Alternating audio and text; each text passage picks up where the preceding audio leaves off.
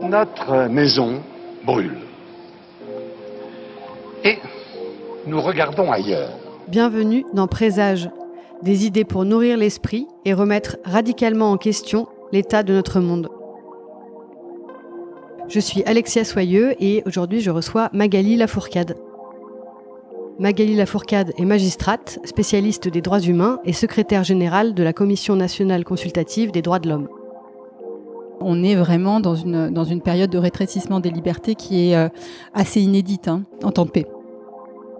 Avec elle, nous parlons de l'état de droit en France et du sens de cette formule largement utilisée dans les champs politiques et médiatiques qui est le fondement de notre système juridique. L'expression est en effet utilisée partout, sans qu'on ait vraiment pris le temps de savoir de quoi on parle. Y a-t-il des débats sur sa définition et ses contours en France ? Quelles sont les menaces qui pèsent sur l'état de droit ? On vit dans un état d'urgence permanent depuis 2015. On ne se pose jamais la question de à quoi ça sert en termes d'efficacité. Nous avons parlé de la qualité de la vie démocratique, du rétrécissement des libertés, de la séparation des pouvoirs, de surveillance et d'état d'urgence. Même si aujourd'hui on est dans une période qui a des relents populistes assez forts, où l'extrême droite est aux portes du pouvoir, on voit qu'on a des capacités en termes de corps social à des sursauts.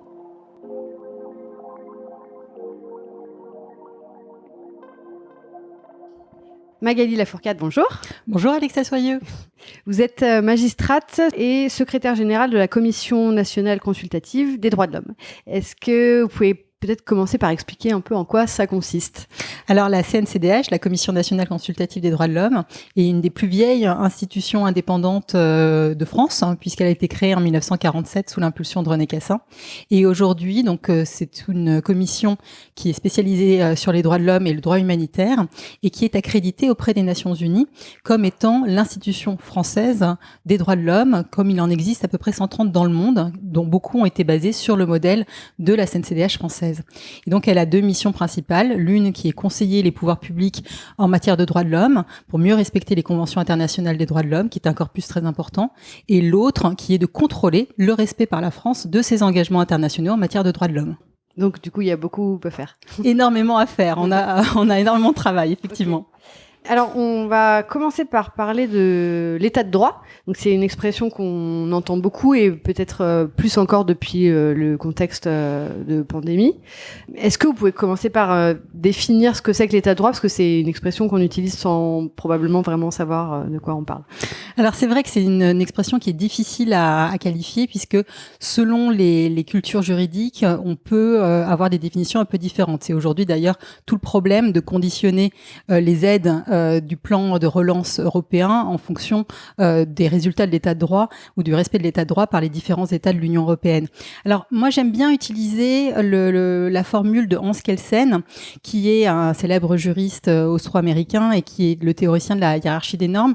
Lui, il définit l'état de droit comme un état dans lequel les normes juridiques sont hiérarchisées de telle sorte que sa puissance s'en trouve limitée.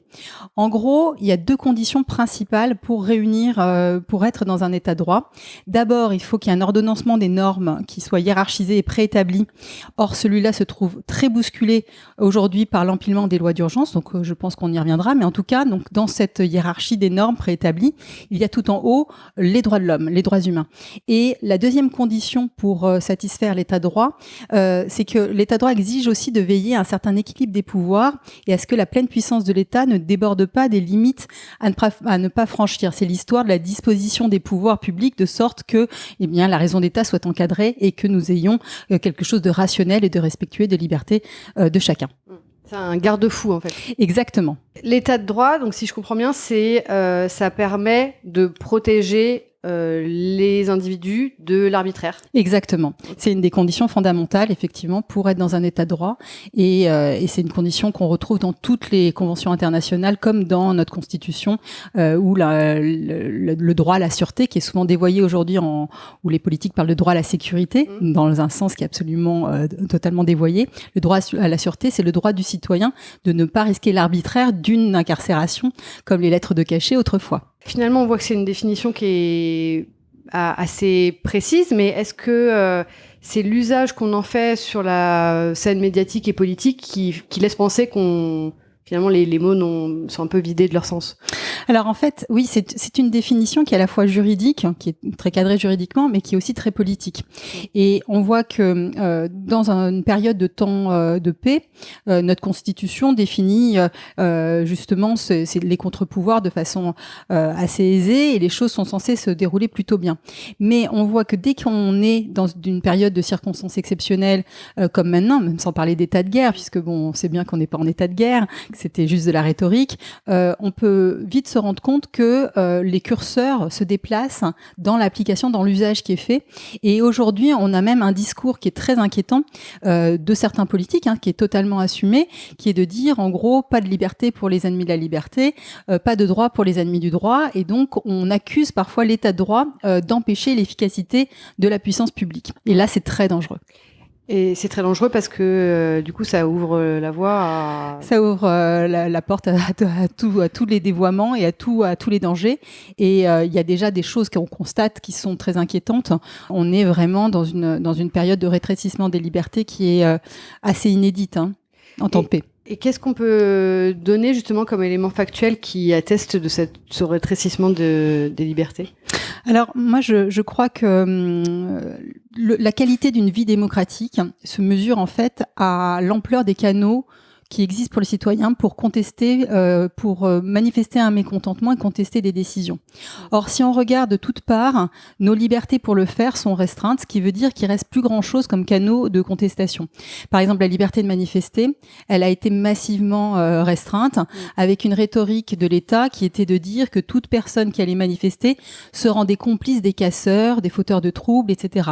Avec une surveillance généralisée par les drones, l'ouverture à la reconnaissance faciale, la multiplication de la connexion avec les fichiers. On a aussi les déplacements qui sont extrêmement contrôlés aujourd'hui puisqu'on a des applications de suivi et de traçage. La liberté d'expression est aussi très atteinte. On a quand même eu une proposition de loi qui était la PPL Avia qui a été massivement censurée par le Conseil constitutionnel parce qu'elle portait atteinte à la liberté d'expression. Donc quand on regarde la liberté d'aller et venir avec le confinement, la liberté de manifester, la liberté d'expression, qui sont quand même des canaux usuels même la liberté d'association qui a été aussi partiellement touchée par le projet de loi principe républicain, on voit que de toutes parts, ça va mal. Et ensuite, quand on élargit encore un peu plus la focale, on voit que la liberté de la presse souffre. Il y a juste hier une décision du Conseil d'État qui remet en cause le schéma national de maintien de l'ordre qui empêchait, qui était une atteinte très nette à la liberté de la presse de couvrir les manifestations et éventuellement les abus policiers. Et cette liberté de la presse, elle a été tourmentée, pas qu'avec cet épisode-là, mais avec d'autres choses aussi. On se souvient de grands reporters qui ont été placés en garde à vue ou en tout cas auditionnés, peut-être pas placés en garde à vue, mais en tout cas auditionnés, pour qu'ils révèlent les sources de fuite de documents classés secret défense. Donc il y a tout un phénomène autour du pluralisme des médias. Il y a tout un phénomène aussi autour de l'indépendance de la justice, autour de la séparation des pouvoirs qui est très atteinte en période d'état d'urgence. Et donc partout où on regarde, on voit que l'espace dévolu à la société civile, les libertés, les contre-pouvoirs sont quand même très atteints. Comment est-ce que vous pensez qu'on peut expliquer que tout ça se fasse finalement, peut-être pas facilement, mais sans réelle réticence il y en a des réticences de l'opinion publique, mais finalement on est un peu comme une grenouille dans une marmite d'eau bouillante, quoi. Ah, j'adore cette image, effectivement, puisque donc la grenouille, on sait que quand on la met à température très forte, elle saute immédiatement et elle se sauve, alors que quand on y va doucement, qu'on élève la température tranquillement, et ben elle reste sidérée et elle finit par mourir. Et ben c'est un petit peu ça qui se passe, c'est-à-dire que il y a d'abord une opinion publique qui est chauffée à blanc, avec un discours de la peur qui est très important et qui demande toujours plus de sécurité, avec l'idée que la première des libertés serait la sécurité, ce qui n'est pas du tout le cas, puisque la sécurité, c'est la condition de l'exercice paisible des libertés, c'est une des conditions de l'ordre public, en fait, comme la tranquillité ou la salubrité.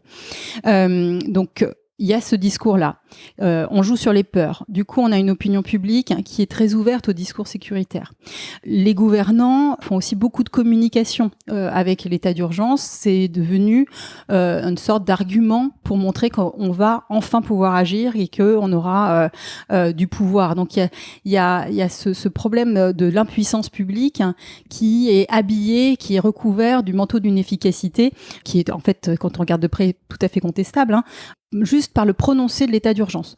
Et je crois que ce qui se passe, c'est que on essaye des choses. Les périodes d'état d'urgence sont des périodes de laboratoire, d'expérimentation. On essaye des nouvelles pratiques.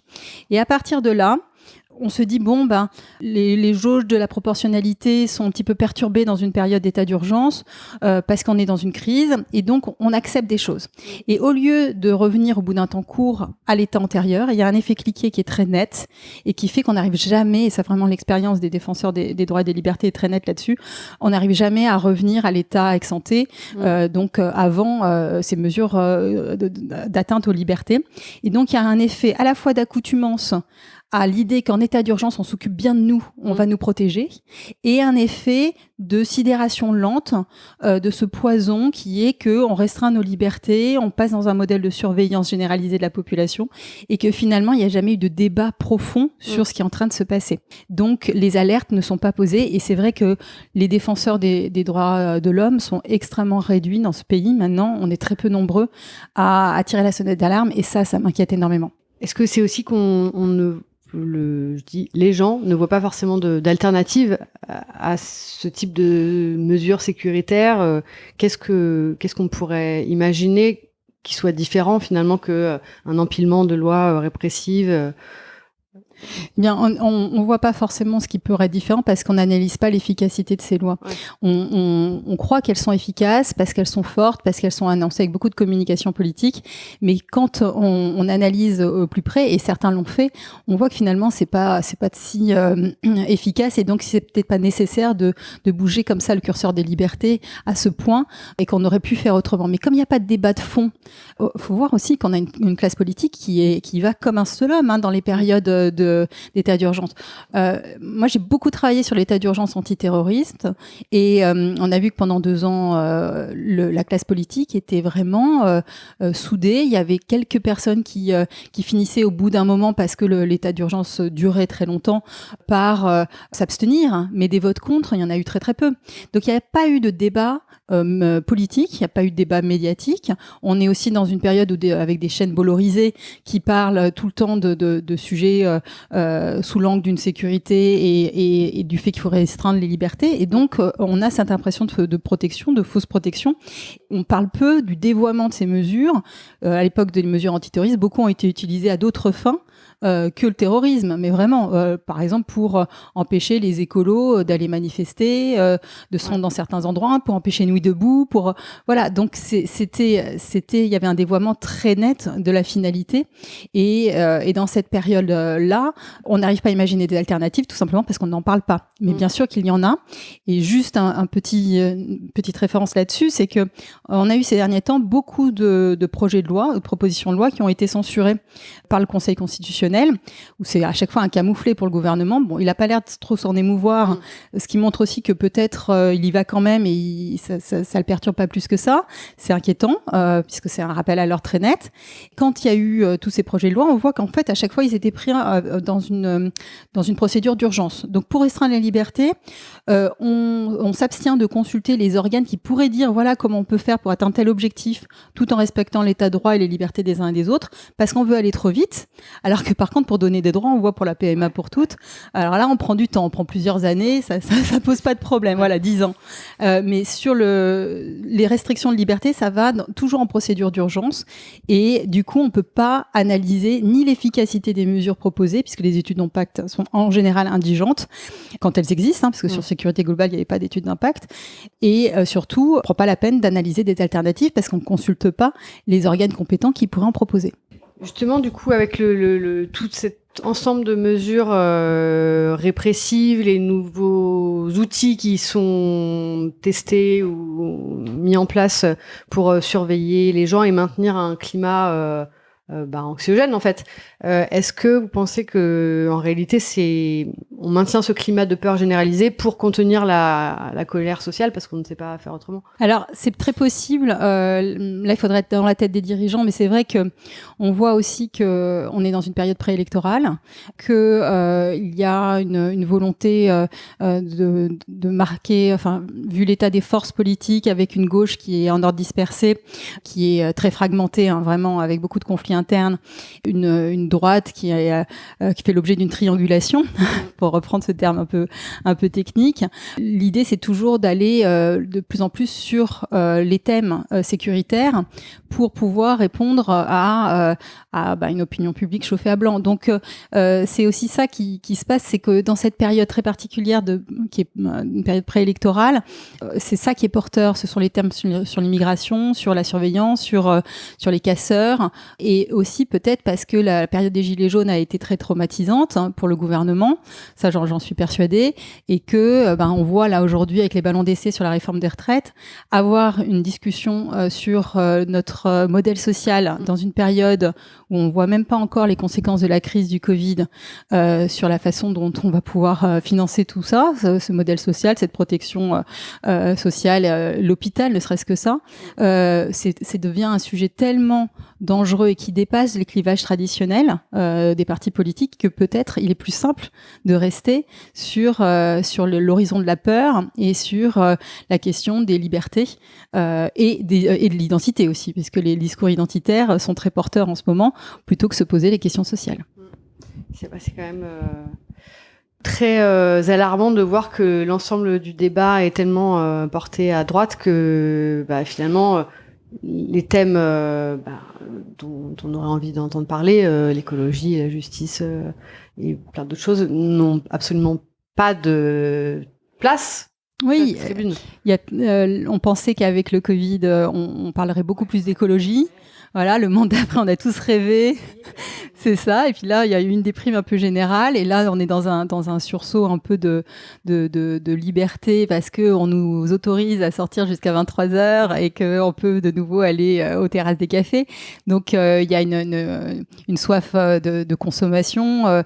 Mais en réalité, tous ces débats sur qu'est-ce qu'on va faire de notre modèle social dans une période où on est très lourdement endetté, et qu'est-ce qu'on va faire de notre justice aussi, puisqu'on a un besoin de justice sociale, solidaire, d'écologie. Tous ces débats sont quand même phagocytés par la question identitaire et la question de la sécurité. Qu'est-ce que vous pouvez dire des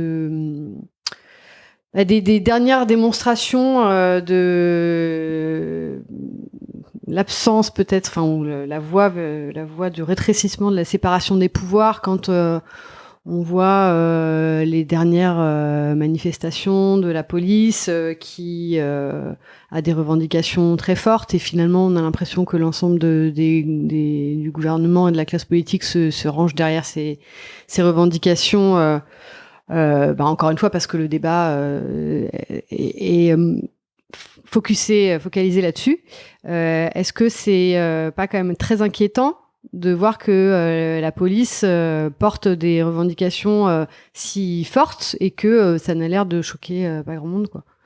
Alors moi, ça m'a choqué effectivement, et j'ai été marquée par le fait que ça avait peu choqué de voir à quel point on avait toute une classe politique qui se rangeait sans discuter, sans débat, alors que bien sûr la police, il y a des souffrances dans les rangs de la police qui datent pas d'hier.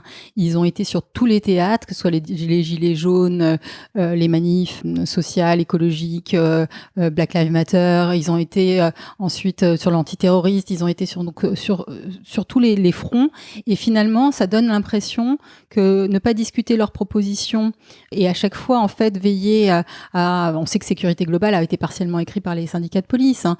Donc veiller à les satisfaire montre qu'en fait on a un pouvoir qui est un peu aux abois, qui fait de la police son camp retranché, et qui quand on parle du ministre de l'Intérieur comme premier flic de France, moi ça m'a toujours énormément heurté. On va pas dire du ministre de la Santé qu'il est premier médecin de France.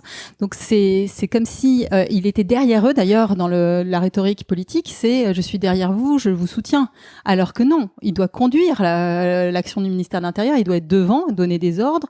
Et aussi, il y a quelque chose dont on parle peu qui est scandaleux, c'est que quand il y a des problèmes disciplinaires, on sait qu'aujourd'hui, le défenseur des droits a des pouvoirs d'enquête qui sont extrêmement importants pour pouvoir savoir s'il y a des manquements à la déontologie de la police et de la gendarmerie. Ils font des enquêtes très poussées. Très peu d'enquêtes qui conduit à une demande d'ouverture de procédure disciplinaire. Je crois que c'est 1%. Et sur ce pourcent-là, donc sur les faits les plus graves, il y a 0 résultat. C'est-à-dire que tout ce travail d'enquête minutieux qui est fait ne conduit jamais à rien. Donc on a un ministère de l'Intérieur qui finalement ne suit jamais les préconisations d'une autorité indépendante qui investit de pouvoir sur la déontologie. Ça aussi, ça laisse entendre que finalement le politique est derrière sa police, alors que ça devrait être l'inverse. La police est censée être au service de l'exercice paisible des citoyens et non au service de la défense des institutions politiciennes et du gouvernement. Et justement, dans une tribune au Monde, vous écriviez que on devrait pouvoir avoir un droit à la police, mettre en place une police au service de l'exercice paisible des libertés. Est-ce que vous voulez un peu expliquer ça? Oui, en fait, je crois qu'il y a beaucoup de choses qui sont très inquiétantes dans la façon dont ça se passe aujourd'hui dans les relations entre le politique et la police et dans les relations entre la police et la population.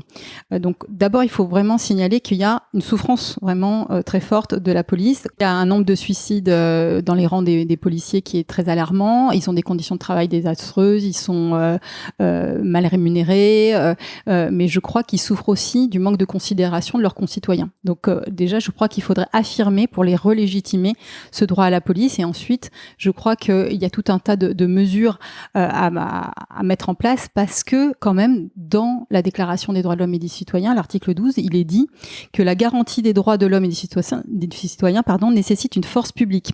Cette force est donc instituée pour l'avantage de tous et non pour l'utilité particulière de ceux auxquels elle est confiée. Donc on voit bien que c'est au service de la population que la police doit exister. Et donc, je crois qu'il faut les relégitimer en les replaçant dans cette culture du service public et de l'accueil. Il faut aussi les relégitimer vis-à-vis des minorités, puisque aujourd'hui ils sont peu formés aux biais racistes, discriminatoires, alors que justement leur rôle est particulièrement plus important pour protéger les minorités. Donc il faut absolument les former à cela, les former aux droits fondamentaux, à leur rôle de service public, pour qu'ils puissent être à la hauteur des enjeux d'une population qui en France est assez cosmopolite. Donc il faut veiller aux droits des minorités. Et puis plus encore, moi je suis choquée d'entendre à quel point la France est fière de son maintien de l'ordre. Je crois que il faudrait plutôt s'inspirer de ce que font beaucoup de pays européens comme l'Allemagne avec les procédures de désescalade de la violence au lieu d'être sur 2 camps retranchés entre des manifestants qui exercent un droit fondamental et une police qui serait là pour faire des arrestations arbitraires comme on a pu entendre cette critique ou exercer des violences physiques non légitimes comme la CNCDH a pu le pointer du doigt. C'est pour ça que je crois qu'il y aurait vraiment des principes de bientraitance des usagers avec peut-être aussi la dimension qualitative de la performance de la police qui devrait être au cœur du débat plutôt que le nombre d'interpellations, le nombre de gardes à vue qui permet pas forcément de répondre aux vrais enjeux, parce que quand on parle aujourd'hui de la lutte contre les stupéfiants, aller dans une gare et essayer d'interpeller un maximum de gens qui ont un peu de cannabis, c'est pas ça qui fait reculer le phénomène. Aller lutter contre un trafic d'ampleur international de cannabis ou de cocaïne, c'est beaucoup plus de moyens, mais c'est beaucoup plus d'efficacité pour justement le bien commun. Donc il faut replacer un peu ce bien commun, et puis aussi il faut mieux contrôler la police. Et on sait qu'aujourd'hui l'IGPN et l'IGGN sont soupçonnés en termes d'impartialité. Donc il faut revoir ce modèle de contrôle. Et je crois que l'excellent travail de David Dufresne qui visait à recenser tous les dégâts que fait la police à la population, que ce soit en termes de dégâts physiques avec des mutilations ou des blessures, ou de dégâts matériels avec des brisures de portes, tout ça, ça devrait faire l'objet d'un rapport public indépendant qui recense chaque année les dégâts causés par la police. À la CNCDH, on a essayé de savoir combien de pendant la période des Gilets jaunes, combien de bombes lacrymogènes, combien de grenades de désencerclement, combien de balles de défense avaient été lancées. C'est très difficile d'avoir ces chiffres parce qu'on voulait justement les comparer par rapport à une année plus calme pour voir en fait l'ampleur du phénomène répressif dans le cadre du maintien de l'ordre. On n'a jamais eu ces chiffres. Mais parce que j'entends bien les souhaits, ce qui serait souhaitable d'envisager pour réformer la police, mais concrètement, on a quand même, vu les enquêtes aussi qu'il y a eu sur la composition des membres de la police, qui n'a pas l'air extrêmement progressiste, on va dire. Est-ce que c'est crédible d'imaginer qu'on puisse faire des changements, opérer des changements aussi radicaux? Et en plus, quand vous dites qu'il faudrait pouvoir avoir des rapports sur les violences policières, finalement, quand on n'a même pas le droit d'utiliser cette expression, comme le disait le président, qu'est-ce que ça laisse envisager? Alors, dans la période actuelle, je serais aussi pessimiste que vous, à savoir, je crois que imaginer tous ces changements, c'est juste utopique. Par contre, je serais pas forcément inquiète sur le temps plus long.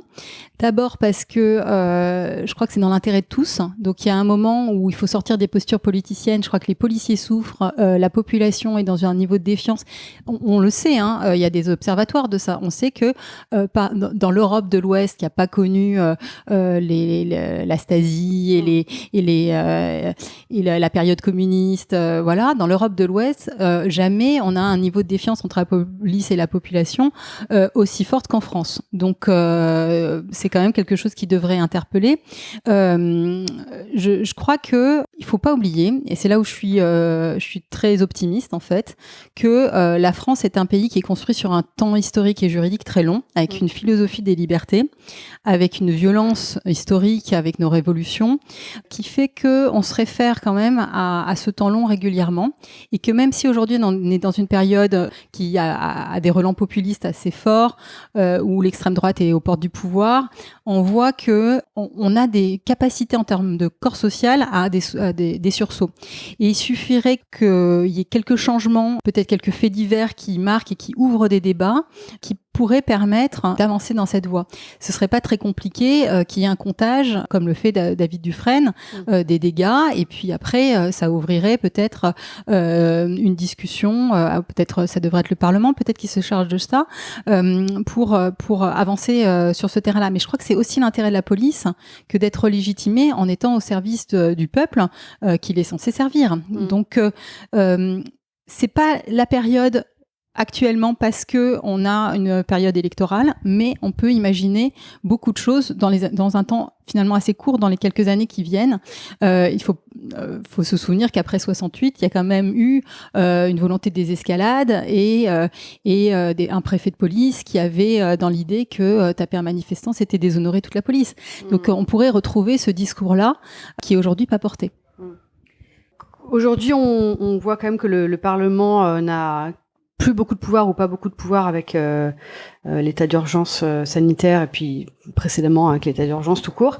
Est-ce qu'on peut dire aujourd'hui que le pouvoir exécutif n'a jamais été aussi fort, aussi puissant en tout cas en France? Oui, en temps de paix, c'est assez manifeste. On a déjà dans notre régime prévu par la Constitution un pouvoir exécutif qui est très très bien servi, qui a beaucoup de pouvoir. Mais là, avec les états d'urgence, on voit une extension énorme et on voit finalement se dessiner ce qu'on appelle un bloc majoritaire avec la majorité parlementaire, où il y a une continuité entre le gouvernement et la majorité parlementaire. Donc le Parlement n'exerce plus son rôle de contre-pouvoir, il l'exerce à la marge sur les missions d'information et sur les missions de contrôle. Il y a eu un moment que j'ai trouvé très symptomatique de cette dérive, c'est quand le ministre de la Santé, Olivier Véran, est venu dans l'hémicycle en fin d'année dernière, ça devait être au mois de décembre, hurler sur vraiment, il vilipendait les parlementaires qui avaient osé proposer que la prorogation de l'état d'urgence soit plus courte que ce que voulait le gouvernement, pour pouvoir refaire un contrôle, puisqu'en fait, cette loi de prorogation, elle permet de rediscuter de l'intérêt des mesures de l'état d'urgence. Il leur a dit de sortir même s'ils n'étaient n'étaient pas contents. Il leur a dit de sortir s'ils n'étaient pas contents. Donc, il a oublié que c'était Parlement qui contrôlait le gouvernement et pas le gouvernement qui pouvait aller dans l'hémicycle demander aux députés de sortir. Bon, peut-être qu'il était assez fatigué à ce moment-là, mais quand bien même, c'est assez symptomatique. Et puis, donc, grâce à ces lois d'urgence, le gouvernement légifère par ordonnance sur des pans entiers des droits et libertés. Et les contre-pouvoirs sont quand même aussi un peu sidérés dans cette période. Les contre-pouvoirs, en gros, c'est le Conseil constitutionnel. Il faut encore qu'il soit saisi. C'est le Conseil d'État quand il y a des quand il est saisi des projets de loi, puisque sur les propositions de loi, c'est pas obligatoire. Et ensuite, c'est aussi le juge judiciaire. Et le juge judiciaire va très très mal. Il est paupérisé et pendant la période sanitaire, on l'a un petit peu aussi limité dans sa possibilité de travailler. Donc, qu'est-ce qu'on fait ? Eh bien, alors, moi, je crois que dans les états d'urgence, il faut revoir tout le régime des états d'urgence. Parce qu'au départ, quand on regarde la Constitution, c'est des circonstances très, très exceptionnelles qui doivent conduire à des états d'urgence et de courte durée. Ouais. Le problème, c'est que là, on vit dans un état d'urgence permanent depuis 2015. Les lois antiterroristes avaient commencé déjà à être très renforcées avant les attentats de novembre en 2015, puisqu'il y avait eu une succession de lois renseignement, lois antiterroristes dans les années qui précédaient. Mais à partir de là, on a eu de novembre 2015. Ça fait 20 ans à peu près qu'on est dans des lois... En fait, depuis 1986, il y a eu 20 lois antiterroristes qui ont à chaque fois poussé le curseur des libertés. Mais on peut être plus répressif dans les peines et en créant des nouvelles infractions et être meilleur dans les garanties procédurales. C'est ce qui se passe dans certains pays.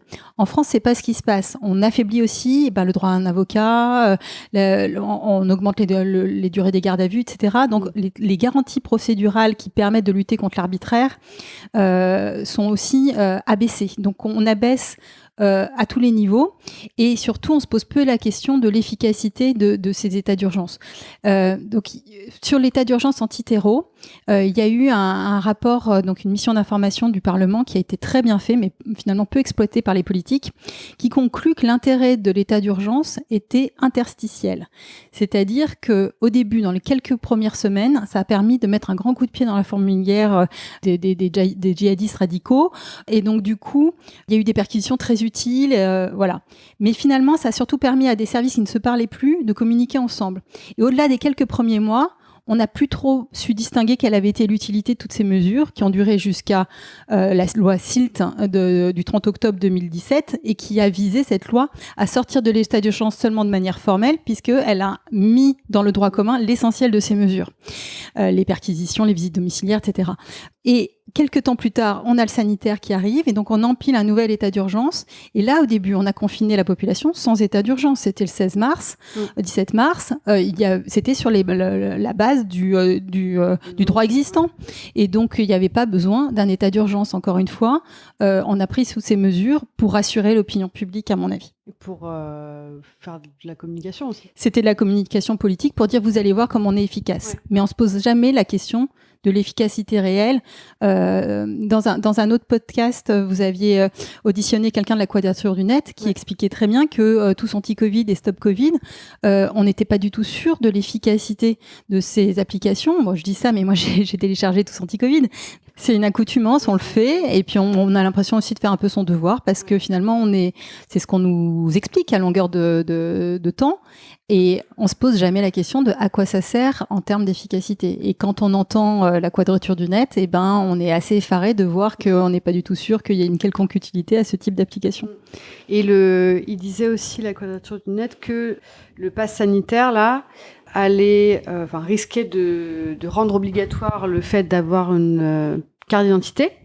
Alors que jusqu'ici c'est pas obligatoire pour prouver son identité et que c'était assez problématique parce que du coup on s'habitue aussi à ça, mais c'est vrai que spontanément si on connaît pas trop le sujet on peut se dire oui bon avoir une carte d'identité en fait, ça pose la question plus large de l'acceptation des citoyens à des modalités globales de surveillance, de fichage et de contrôle. Ouais. Et c'est là où je trouve que depuis la proposition de loi sécurité globale, on a changé de paradigme. Les drones étaient utilisés avant, on les a vus s'intensifier hors cadre légal avec plusieurs fois le Conseil d'État qui disait au préfet de police de Paris qu'il avait commis quelque chose d'illégal en utilisant des drones. Ça l'a pas dérangé la fois d'après pour refaire la même chose. Donc on a l'idée l'idée d'un modèle qui ressemble un peu plus au modèle chinois, j'exagère en disant ça, mais de contrôle de la population qu'au modèle de 1789 qui voulait le respect de bon, bien sûr, il n'y avait pas à l'époque des drones, mais on se posait pas la question, mais il y avait l'idée quand même de sacraliser le respect de la vie privée. Et aujourd'hui, bien sûr, on donne nos données personnelles à Google et à beaucoup d'autres multinationales, mais ces multinationales, elles n'ont pas la possibilité de vous incarcérer, alors que l'État, il peut toujours.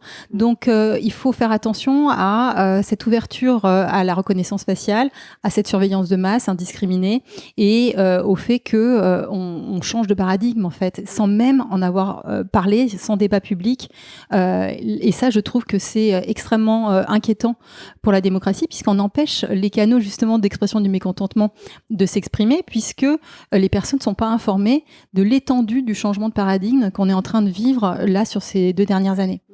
Et quand vous parlez tout à l'heure du droit à la sécurité, qui n'en est pas un, en fait. Enfin, c'est pas ça le sujet. L'opinion publique peut se dire aussi que finalement la surveillance, etc., quand on n'a rien à se reprocher, c'est pas un problème. Ça, j'adore cette expression parce qu'effectivement, on a tous quelque chose à se reprocher. Voilà, c'est-à-dire que ça me fait penser à ce que dit Edward Snowden, qui disait il faut pas penser que parce qu'on n'a rien à dire, on n'aurait pas droit à la liberté d'expression. Voilà, le jour où vous avez une raison de manifester, le jour où vous avez une raison de vous exprimer, il faut pouvoir le faire. C'est ça un droit fondamental. Il doit pas être conditionné par votre bon vouloir. Il doit être reconnu à tout un chacun. Voilà, donc ça c'est un discours extrêmement infantilisant, je trouve, puisque il n'y a pas de police de la pensée. Vous pouvez penser ce que vous voulez du jour au lendemain et vous avez le droit de l'exprimer tant que vous n'êtes pas dans les abus caractérisés d'atteinte au droit d'autrui ou d'atteinte à la sécurité de l'État. Enfin bon, il y a quelques garde-fous quand même, hein, on peut pas tout se permettre. Mais est-ce qu'il n'y a pas de police de la pensée, mais est-ce que quand même il n'y a pas des signes qui montrent que on essaye quand même de... Enfin, il y a certaines mesures qui anticipent le but de... Enfin, je sais pas, vous voyez ce que je veux dire? Oui, en fait, je vois ce que vous voulez dire. Effectivement, on a une période là de goût du répressif où on sanctionne des comportements sociaux ou d'anticipation, voilà, c'est ça, ouais. Où finalement le terme de dangerosité ou du risque risque prend le pas pénalement, et ça c'est très grave, sur le commencement d'exécution d'une infraction. Normalement, le droit pénal, il s'établit sur la base de preuves où il faut à minima avoir commencé à exercer des faits répréhensibles, à exécuter une infraction pour pouvoir se retrouver poursuivable. Et là, on voit un curseur sur une sorte de dangerosité. Donc, on l'a vu avec, par exemple, le fait d'avoir créé une infraction réprimée de prison pour les récidivistes de non-respect du confinement, donc qui est plutôt un comportement social, qui vise aussi des populations qui sont dans des conditions de confinement beaucoup plus dures que d'autres. Le blocage des universités, il y avait la loi de programmation de la recherche qui faisait que le blocage des universités, qui est longtemps, enfin dans notre histoire du XXe siècle, c'était un moment d'expression d'un mécontentement par les étudiants, qui s'est sanctionné administrativement, mais là ça devenait une sanction pénale. Il y avait l'idée de la provocation à l'identification du policier ou du gendarme avec l'article 24 de la loi sécurité globale, où vous pouviez pas diffuser le film que vous faisiez des forces de l'ordre, avec une répression très lourde, une peine encourue très lourde. Ça aussi, c'est donc l'intention de vouloir nuire aux policiers qui devaient être qualifiés, mais qui permettait en réalité, ça c'était vraiment, je trouve, un dévoiement très intéressant, c'est que vous pouviez du coup autoriser le policier à faire une garde à vue de toute personne qui brandit un téléphone. Or, le but, c'est ça, c'est d'empêcher les gens déjà de capter ce qui se passe. Parce que quand vous captez avec votre téléphone, vous pouvez diffuser en même temps. Donc, même si l'infraction, c'était le fait de diffuser, le fait qu'elle soit pénalement sanctionnée de plus d'1 an de prison, vous autorisez à opérer garde à vue, donc interpellation. Et donc, vous pouviez empêcher toute personne d'enregistrer, de capter des images d'un policier peut-être en train de faire une exaction. Donc, il y a ce terrain de l'intention et de la dangerosité. On le voit dans beaucoup de champs, y compris donc sur le rôle des associations dans le projet de loi principe républicain, où il y a quand même une suspicion un peu généralisée, même si bien sûr l'objectif de lutter contre des mouvements séparatistes est tout à fait légitime. hein, je remets pas ça en cause, mais il faut le faire avec intelligence et dans le respect de l'état de droit. Et du coup, comment, dans le reste du monde, on perçoit la situation en France ? Alors, je sais qu'au niveau de l'Union européenne, on considère pas du tout la France comme un modèle dans le maintien de l'ordre, contrairement à ce qu'elle croit ou ce qu'elle prétend croire. Et puis, ce qui est intéressant dans le reste du monde, c'est que on voit parfois une couverture journalistique des manifestations à Hong Kong où on apprend qu'il y a eu usage de bombes lacrymogènes et de canons à eau. Nous, en France, ça a été très très récurrent ces dernières années. Et puis alors, ce qui est plus intéressant encore, c'est de voir ce qui se passe au niveau des mécanismes internationaux de contrôle du respect par la France de ses engagements en matière de droits de l'homme. Et on a vu au moment de sécurité globale, de cette proposition de loi très contestée, un mouvement unanime au niveau du Conseil de l'Europe, au niveau de l'Union européenne, au niveau des rapporteurs spéciaux des Nations Unies, de condamnation et d'inquiétude très très ferme de ce que pouvait être en train de faire la France. Or justement, la France à ce moment-là était en train de candidater pour être membre du Conseil des droits de l'homme, qui est un organe extrêmement, enfin c'est un organe politique des Nations Unies qui est extrêmement important dans la protection et la promotion des droits de l'homme, et donc elle devait se montrer exemplaire. Donc elle a une diplomatie depuis depuis très très longtemps, donc une diplomatie des droits de l'homme qui est très importante et qui lui apporte beaucoup. Elle est très crédible, elle se croit à la patrie des droits de l'homme et elle est parfois perçue comme telle. Et pourtant, on sent qu'il y avait un risque de décrochage de la France par rapport à toutes ces valeurs qu'elle promeut à l'extérieur. Donc il y avait un problème de cohérence interne-externe entre ce qu'elle faisait et ce qu'elle disait qu'il fallait aux autres de faire. Quand on veut contester le modèle chinois, il vaudrait mieux être impeccable à l'intérieur des frontières. Même si, bien sûr, la France et la Chine, ça n'a rien à voir. La France ne tire pas à balles réelles sur sa population, n'enferme pas des populations dans des camps type Guantanamo ou les camps des Ouïghours. Enfin, il faut bien sûr toute proportion garder, mais la France est dans une dérive qui inquiète vraiment au plus haut lieu. Et peut-être que vous vous souvenez du discours de Michel Bachelet en 2019, qui s'inquiétait de la répression des Gilets jaunes en France, parce que on a vécu quand même une répression qui a été majeure pour un mouvement qui, bien sûr, avait des débordements et des violences, mais qui au début espérait seulement avoir des fins de mois meilleures et pouvoir mieux vivre de son travail.